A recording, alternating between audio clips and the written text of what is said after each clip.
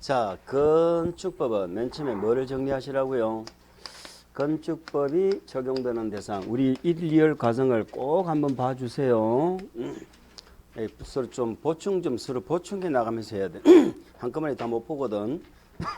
건축법이 적용 대상이 세 가지를 정리했잖아. 첫 번째 적용 대상물, 건축법이 적용되는 대상 행위, 건축법이 적용되는 대상 지역 요 세 가지 있잖아요.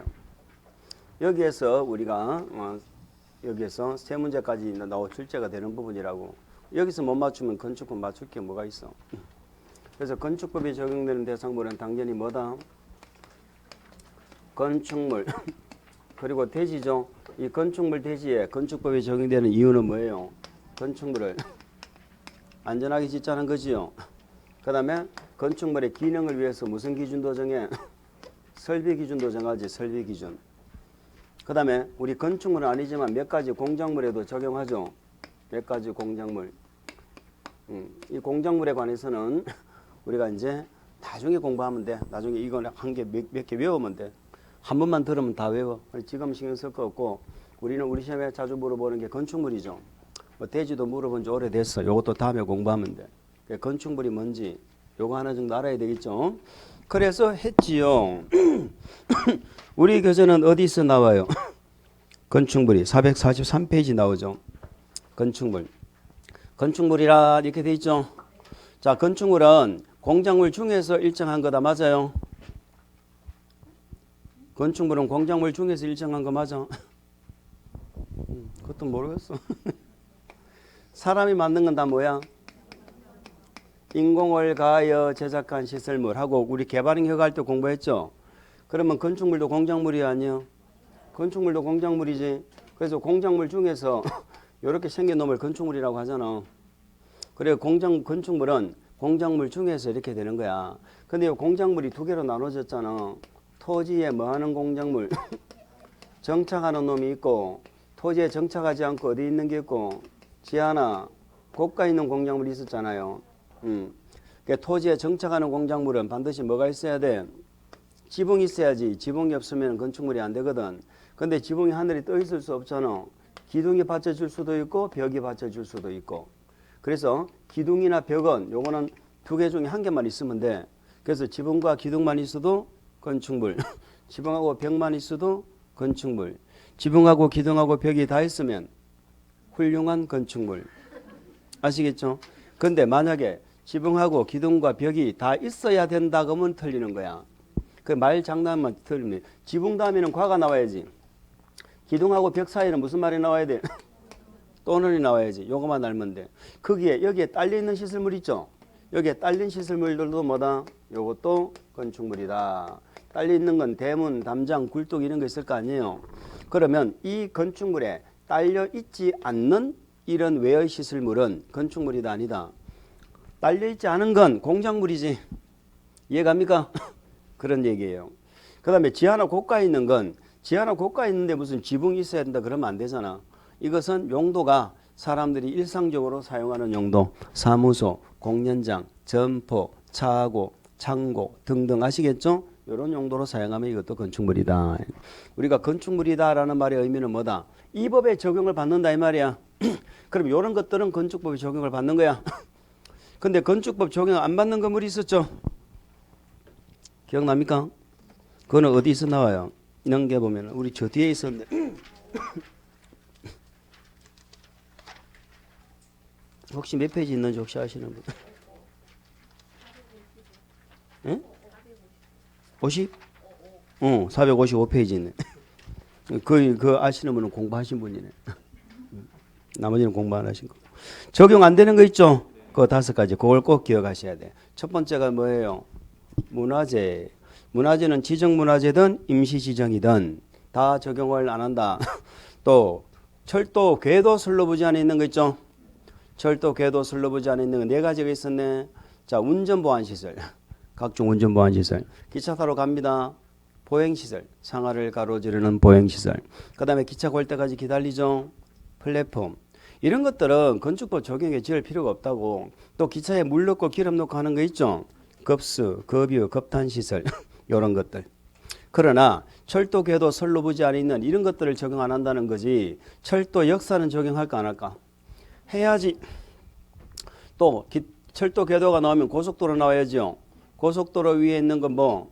통행료, 징수시설. 근데 고속도로 부지라도 휴게소는 적용해야 돼, 안 해야 돼? 아이고, 당연히 적용을 해야지요. 이런 것들. 그 다음에 컨테이너를 이용한 간이창고 나왔죠. 컨테이너를 이용한 간이창고. 컨테이너 박스는 건축법 적용해야 안 해? 하지. 하는데 괄호 안에 공장용도 되지. 그것도 이동이 뭐 할 때 쉬운 거, 요 두 가지 요건이 붙으면 적용 안 한다 이 말이에요. 아시겠죠? 그 우리 시험에 나왔잖아. 주거용 컨테이너 박스는 건축법 적용해야 안 해? 해야지. 그 다음 마지막에 하천구역, 하천법이 적용되는 지역이에요. 하천구역 안에 수문 조작실 있죠? 적용 안 하는 것 5가지를 꼭 기억하시기 바랍니다. 됐지요? 앞으로 다시 돌아가실까요? 우리는 건축물 하나 우리는 정리를 하신 겁니다. 건축물 하나 꼭 정리하시고. 그 다음에 어디로 가느냐? 뭐 나머지 그 용어는 됐고, 우리 그 445페이지 주요 구조부는 좀 꼭 알아야 되겠죠? 그걸 모르면 뒤에 그 못 읽어내니까. 주요 구조부는 서 있는 게 몇 개예요? 서 있는 게 몇 개야? 2개지, 2개.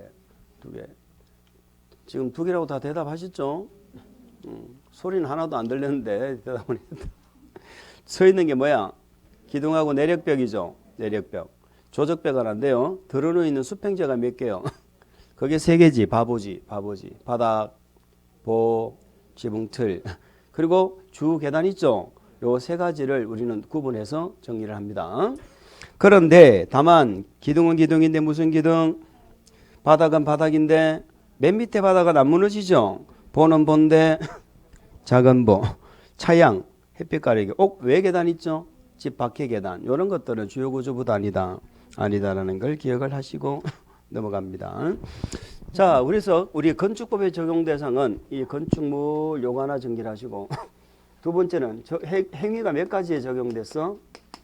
건축하는 행위, 대수선 그리고 뭐 용도 변경하는 거죠. 이거는 무조건 여기서 한두 문제 나온다, 그죠? 건축, 대수선, 용도 변경 무조건 출제되는 거지. 그래서 이런 것들이 틀리면은 안 되는 거예요. 자, 건축이 뭔지 요거는 5, 6월 달에 제가 안 해도 되겠죠. 이제 오늘 한번 할게요. 건축은 5개지. 신축, 증축, 개축, 재축, 이전이요, 이축이요. 이전입니다. 요 5개를 건축이라고 한다 이런 얘기죠. 5개를 건축이라고 한다. 그래서 우리 책에 나와 있죠. 신축, 증축, 개축, 재축. 그 다음에 뭐 이전. 이전하는 행위도 건축인가요? 그렇습니다. 이전하는 행위도 건축이다. 그래 박스 안에 뭐 쭉 적어놨는데 박스 안에 적어놨는데 한번 봅시다. 신축은 딱 3개밖에 없다고 그래서 3가지 경우 말고는 신축이 있을 수가 없어요. 신축은 새로 짓는다는 의미잖아. 새로 지으니까 당연히 어디에 지을 때 새로 짓는 거야?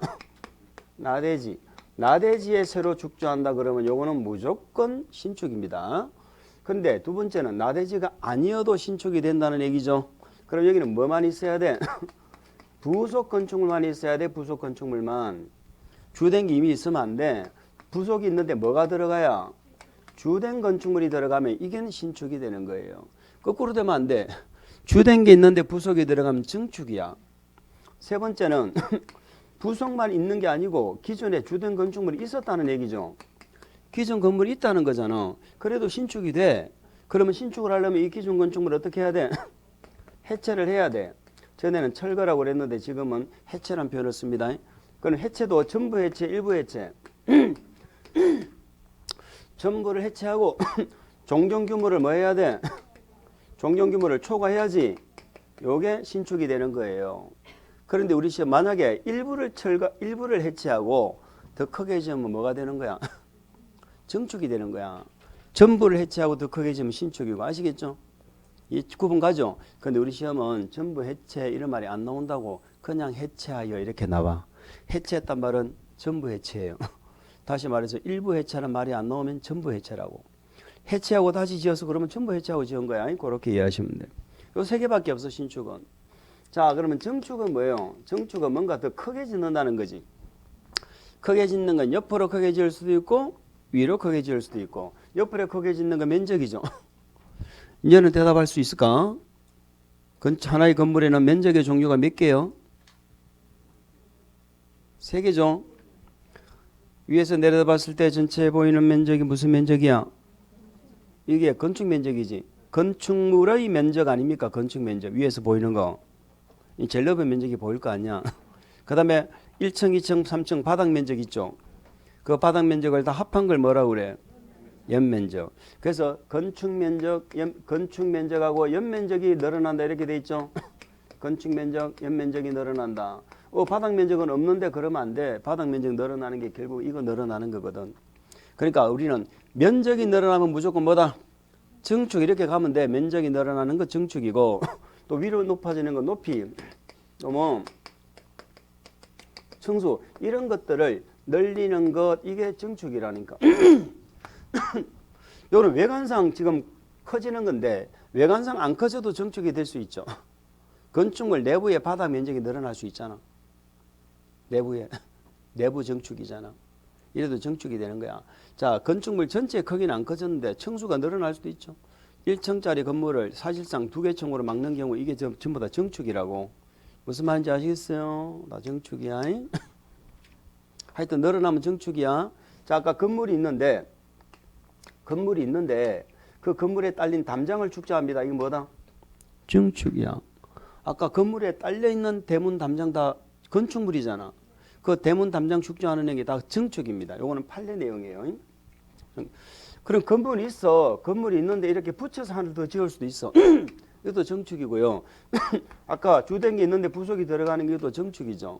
하여튼 늘어나면 증축이야. 그러면 우리가 개축이나 재축이나 이전은 종전보다 커지면 돼, 안 돼? 안 돼. 면적이나 이런 게 높이 층수가 커지면 안 되거든. 그래서 본래 요 개축 재축은 본래 공통점이 뭐였다고 그랬어요? 종종 규모 범위 안에서 다시 짓는 걸 개축 재축이라고 불렀거든. 근데 개축은 여전히 종종 규모 안에서 짓는 거야. 이게 중요하거든. 자, 그런데 이거는 원인이 뭐예요? 기존 건축물을 해체하고 하는 거죠. 그러니까 얘는 의도적으로 다시 짓는 것, 이게 개축이고, 재축은 의도적이 아니고 천재지변, 재해 등으로 멸실된 거야. 내가 하고 싶어 하는 거 아니잖아. 멸실이 되어가 다시 짓는 게 재축인데, 요 두 개는 종종 규모 안에서 짓는 건데 원인이 다르죠. 근데 재축이 요즘 좀 달라져 버렸잖아. 재축은 얘처럼 종종 규모 안에서 지으면 당연히 재축이 되는데 뭔가 한 게 더 커질 수도 있죠. 근데 절대로 커지면 안 되는 게 뭐야? 면적이 커지면 안 돼. 연면적 합계는 절대 커지면 안 되고, 동수나 층수나 높이 요거 중에 어느 하나는 세 개 중에 한 개는 커질 수 있다 이 말이에요. 근데 뭐는 커지면 안 돼?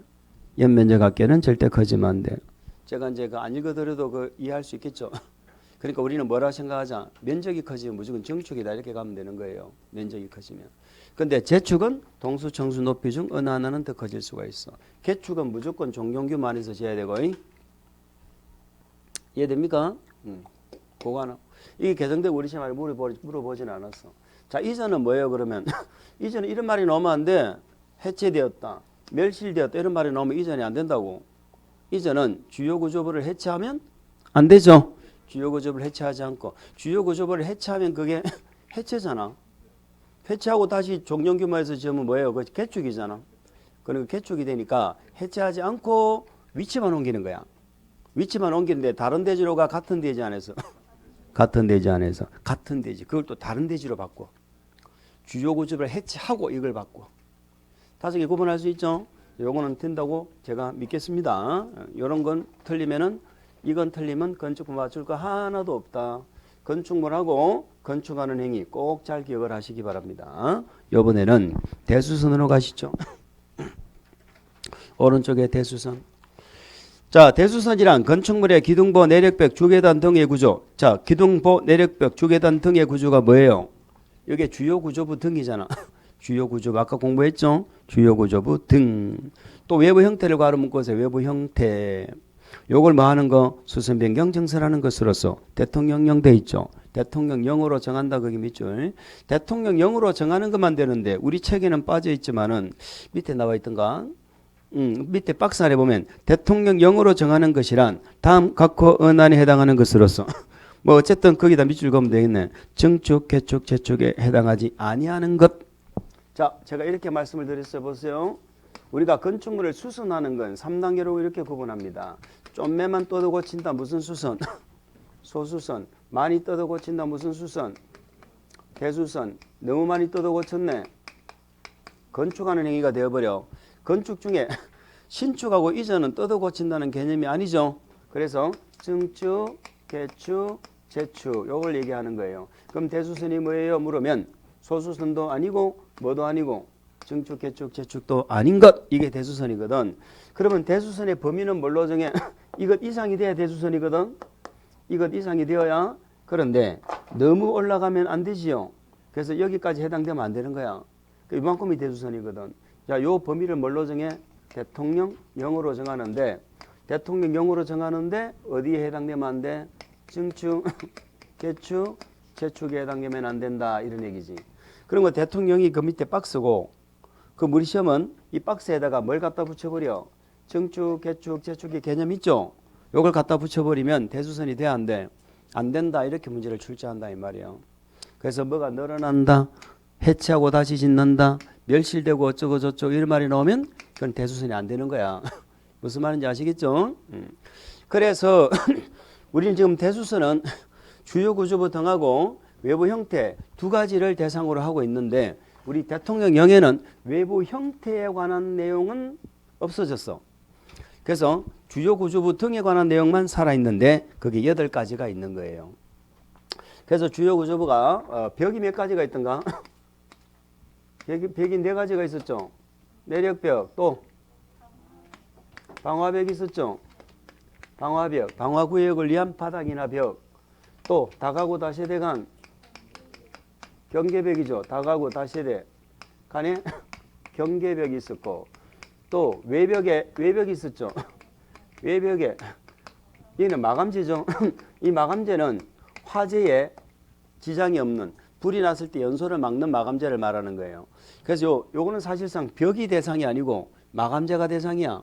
이 마감재를 떠도 고치는 거 해가지고 널찍하게 생긴 벽이 있는 4가지가 있는 거예요. 찾으셨죠? 그 다음에 또 길다랗게 생긴 주요 구조가 3개가 있지.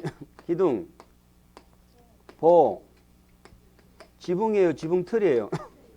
지붕틀 여기 주요 구조부죠. 요 3가지를 또 떠도 고치는 것도 대수선이고 그 다음에 계단 있죠. 계단이 뭐예요? 주계단. 이게 주요 구조부죠. 피난계단. 또 무슨 계단? 특별 피난계단. 요렇게 요 해가지고 총 8가지입니다. 꼭 외계단 있어요? 없어요? 없지. 지붕 있어? 없어? 없지. 외벽에 마감재죠. 건축은 내척벽 하면 안 돼. 아파트 연립 경계벽 있어? 없어? 없어. 그래서 여기 없는 건 대수선이 아니다. 아시겠죠? 여기 없는 건 대수선이 아니다. 그래서 벽 몇 개? 4개. 기둥보, 지붕틀 7개. 계단까지 8개를 기억합니다. 아시겠죠? 자, 요렇게 나눠놓고 이렇게 나눠놓고 우리 대통령령에서는 요걸 또 이렇게 나눴잖아요. 얘네들을 뭐 한다? 정설하거나 해체한다. 이것들을 뭐 한다? 수선하거나 변경한다. 이렇게 나눴죠. 정설 해체는 무조건 대우선이죠. 정설 해체는 무조건 대우선이야. 그래 기둥보 지금 전부 그 뭐 계단은 당연히 뭐 관계없죠. 무조건 뭐 대수선인데. 자, 그런데 이걸 단순히 수선 변경할 때는 숫자가 나오는 걸 기억하시라니까.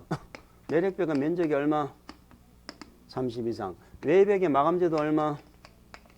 30 이상일 때만 대수선이에요. 그러면 방화벽하고 다가구 다세대 간 경계벽은 이는 숫자에 관계없이 무조건 대수선인 거야. 벽 중에는 2개만 내력벽하고 외벽의 마감재. 아시겠죠? 기억이 안 나면 내외벽이잖아. 내외. 요 내외는 30이 돼야 돼. 그 다음에 기둥보 지붕털이는요. 무조건 수선 변경은 몇 개 이상? 3개 이상을 할 때만 대수선이에요. 그래서 숫자 나오는 걸 기억하셔야 돼. 숫자 나오는 걸 기억을 하셔야 된다는 것입니다. 자, 계단은 당연히 숫자가 안 나오죠. 계단은 정선 해체든 수선 변경이든 다 대수선이다. 기억할 수 있겠죠? 그럼 우리는 지금 건축하고 대수선 공부하셨잖아. 건축하고 대수선은 제가 물어볼까? 대수선은 건축하는 행위다, OX. 대수선은 건축이다, OX. 아니라니까. 건축은 신정 계절이 5개라니까. 우리 건축법은 건축할 때도 적용되고 대수선 할 때도 적용된다고 그랬잖아. 그럼 다르니까 따로 적어놨지. 얘가 건축 같으면 뭐하러 따로 적어놔. 건축도 대수선도 건축법 적용한다고. 대수선은 건축이 아니야. 그래서 대수선은 방금 조건이 정축, 개축, 재축에 해당되면 안 된다고 그랬잖아. 그건 건축이니까. 아시겠죠? 그럼 얘들을 할 때는 원칙은 뭘 받아? 예외적으로 경미한 거 뭐하고?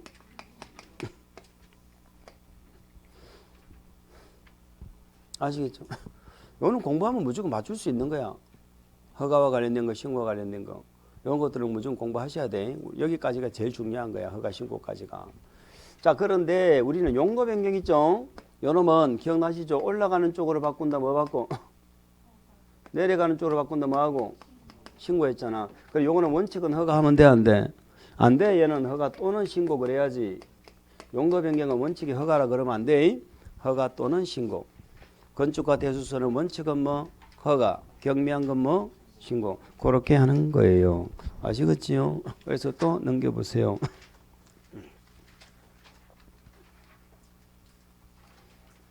자, 뭐 리모델링이 있는데 뭐 우리 건축법 리모델링은 뭐 크게 다뤄지지 않고, 그다음에 도로가 있는데 요거는 뒤에 공부할 내용이 여기 나와 있네. 도로는 일단 넘기고. 자, 됐습니다. 그렇게 보시면서 넘기면 우리가 거기 453페이지에 초고층, 고층, 준초고층 한번 봤죠? 그것도 한번 구분을 한번 해주시고, 다음 페이지에 다중이용 건축물 나와 있습니다. 준다중이용 건축물. 이것도 5, 6월 과정이나 7, 8월 과정은 볼 텐데, 다중이용은 크게 두 가지로 나눈다는 것만 참고하세요. 다중은 두 가지가 있어. 자, 다음 은안에 해당하는 용도로서는 바닥 면적 합계가 밑줄, 바닥 면적 합계가 얼마? 5천 이상이거나, 또 이번에 몇 층 이상? 16층. 그러니까 다중은 16층 이상인 거면 전부 다중이용 건축물입니다. 16층 이상은 조건이 없어. 근데 바닥 면적 합계, 다시 말해서 15층 이하라도 바닥 면적 합계가 얼마? 5천 이상이라면 다중이 될 수 있죠. 그 종류를 밑에 쭉 적어 놓은 거예요. 다음에 외울 거예요. 지금 못 외워도 됩니다. 자, 그 다음에 오른쪽에 보면 건축법의 적용 대상 지역이 나오죠. 적용 대상물이 아까 했고 건축물을 했고, 넘겨보세요. 건축법의 적용 대상 지역이 나오죠. 건축법이 적용되는 대상 지역은 건축법이 전면적으로 다 적용되는 지역이 있고, 일부 규정은 적용을 하지 않는 지역이 있었죠. 일부 규정은 적용하지 않는다 하는 지역이 있었습니다. 자, 우리는 반드시 뭘 기억하자? 전면적으로 적용되는 지역부터 알아야 되겠지. 건축법이 다 적용된단 말은 그 지역이 복잡한 무슨 지역이다? 도시지역이죠. 도시지역이 어디가 도시지역이요? 주상공록. 아시겠죠? 그런데 도시지역이 아닌 지역도 전면적 적용되는 지역이 있지. 도시지역이 아닌 지역은 어디요? 관농자지. 관농자가 전면적으로 적용되는 건 두 가지가 있어. 첫 번째, 뭐가 적용되었을 때? 지구단위계획구역. 그래서 우리 건축법은 관농자가 지구단위계획구역이 지정되면 도시지역하고 똑같다 이렇게 기억하시라고 그랬죠. 그 다음에 시골이라도 지구단위계획구역이 아니더라도 건축법이 다 적용되는 지역이 있죠. 어디예요? 동이나 읍지역이죠. 동읍지역은 전면적으로 적용받습니다. 그런데 이 동읍이 섬이라면 인구가 얼마? 섬이라면 인구가 500인 이상일 때만 적용한다. 이런 얘기가 되는 거예요. 자, 그럼 동읍까지는 전면적 적용받으면 쉽게 말해서 면지역은 전면적 적용 대상이다 아니다? 아니다라는 말하고 연결이 되는 것이죠. 면지역은 건축법을 전부 적용하지 않고 몇 가지는 적용을 안 해? 일부 규정 적용 안 하는 거 6가지가 있었죠. 요거는 이제 나중에 시험 칠 때까지만 6가지 이해하시면 돼. 지금 몰라도 돼. 그래서 적용 대상 지역, 전면적 적용 대상 지역, 그거 하나를 꼭 기억해 주시기 바랍니다. 됐지요? 그리고 오른쪽에 건축법 적용 완화. 오시면 안 물어봅니다. 넘기세요. 다음에 건축위원회. 뭐 안 물어봅니다. 어쨌든 20년 가까이 안 물어봤으면 안 물어보는 거죠. 자, 462페이지부터 건축 절차가 들어가는 거예요. 우리는 이제 지금부터 뭐를 공부하신다고? 요걸 공부하는 거야. 요게 뭔데? 건축, 대수선은 원칙은 뭘 받아? 허가, 경비한 거 뭐하고? 신고 요걸 공부하시는 거야. 이제 이게 여기까지가 중요한 거거든. 여기까지가 중요한 건데.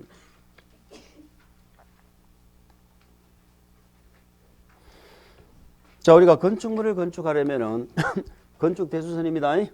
원칙은 뭘 받아야 돼? 허가를 받아야 되고, 예외적으로 경미한 거 뭐하고? 신고를 하면 돼요. 근데 일반 건축물이 아닌 무슨 건축물도 있어요? 가설 건축물도 있죠. 가설 건축물도 허가를 받아야 되는 것이 있고 신고를 하는 거 있습니다. 가설 건축물은 제가 원칙 예외 이렇게 안 적었죠. 가설 건축물은 허가 받는 것, 신고하는 게 나눠져 있어요. 자, 세 번째는 이러한 행위를 하여튼 이러한 행위를 국가나 지자체가 하죠. 국가나 지자체가 하면은 얘들은 허가나 신고를 받을까요? 허가권자하고 협의를 하면 될까요? 협의하면 이런 허가 신고가 다 있는 것으로 간주를 해주는 거예요. 아시겠죠? 이런 절차를 거쳐서 뭐 한다? 공사에 들어간다. 이런 얘기 아닙니까? 자, 공사는 어떻게 하는 거야? 허가 받은 대로. 그러니까 공사가 끝나면 허가권자한테 뭘 받아? 우리 건축법은 공사 끝나면 뭐 받죠? 사용 승인을 받죠. 이게 건축 절차예요. 그래서 우리가 지난 수련까지 뭘 했어? 허가 신고 여기까지를 우리가 정리를 했거든. 그럼 우리 다음 주 오실 때 이거 공부하고 오셔야 돼? 안 하시고 오셔야 돼? 하고 와야죠. 맨날 하고 온다고 이야기하는데 하고 와야 그 뒤에는 이제 안 본 걸 좀 얘기를 할 거 아니에요. 건축부터 뒤에 할 게 많아. 할 게 많기 때문에 다음에는 꼭 보고 오시고 만약에 제가 다음 주에 이걸 안 한다 하더라도 어떻게 해요? 따라올 수 있도록 그렇게 해야 됩니다. 아시겠습니까? 그런 조건으로 오늘 마칩니다. 그런 조건으로 오늘 마칩니다. 안 하고 오면 안 못 마칩니다. 오늘 여기까지 하겠습니다. 자, 수고했습니다.